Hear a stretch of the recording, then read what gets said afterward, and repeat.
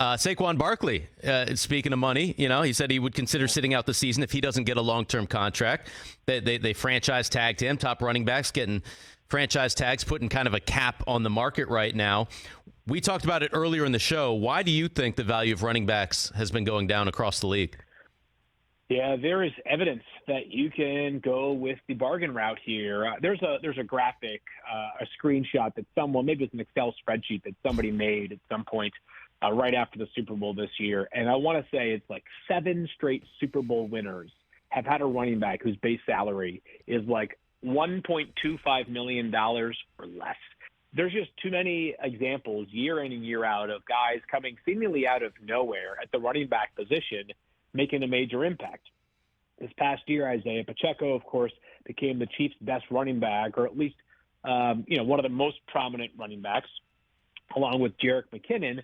But both of those guys were making like minimal amounts of money relative to other players on the roster. And those aren't the only examples, not just this year and not just in general, right? I mean, other guys who this past year are examples of players, and there are many others, by the way, who like played legitimate roles as either undrafted free agents or late round picks, like Bam Knight for the Jets as a rookie was an undrafted kid who ends up playing a bunch. Deontay Foreman was a highly drafted player a few years. He was a third-round pick when he came out of Texas, but he became the Panthers' starting running back after the Christian McCaffrey trade, and all of a sudden that team started running the football better.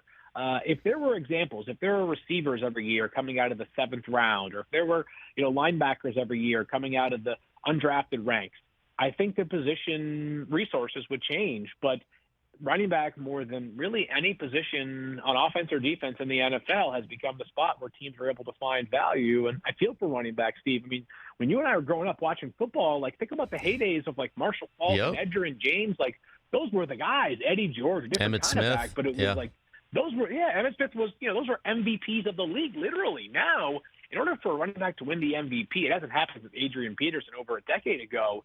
It's like a 2,200 rushing yard season with like 25 total touchdowns.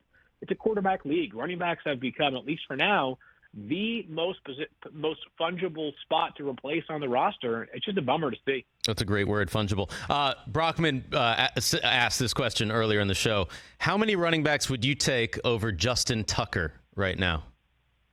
Wow. I was not prepared for that one mentally. That's the question field was like, who's more valuable? Are there 5 more running backs more valuable than Justin Tucker in the NFL right now? Yeah, it's hard because it's like, the tricky part of this is that I'm not going to fence it. I'm going to give you an answer, I think, but it's like you can easily replace I'll use the Panthers example again. They replaced Christian McCaffrey with Deontay Foreman and started running the football, at least on the ground, more effectively.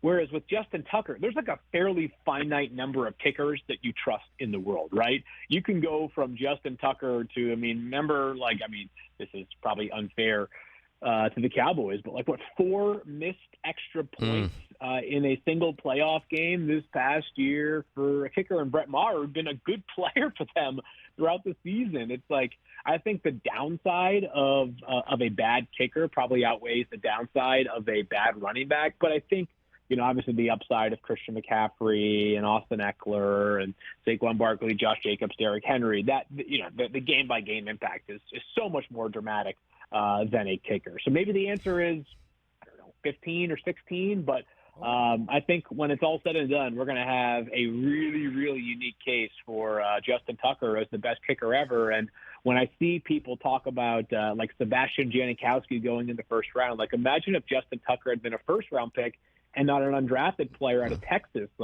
We would have laughed at it at the time, right? Yeah. But there's no doubt that if he had been the Ravens' first-round pick that year, I don't even remember who their first-round pick was in that specific season, we'd all be sitting here saying that was an absolute masterstroke by Baltimore. Absolutely. And I don't think we're going to start seeing a lot of kickers being taken in the first round. But you make a great point. Brockman makes a great point. I mean, the value is there. And unfortunately, because the running back, they work so hard, the value is not there right now in this National Football League. Catch the Rich Eisen Show every single day on the Roku channel, 12 to 3 Eastern, for free.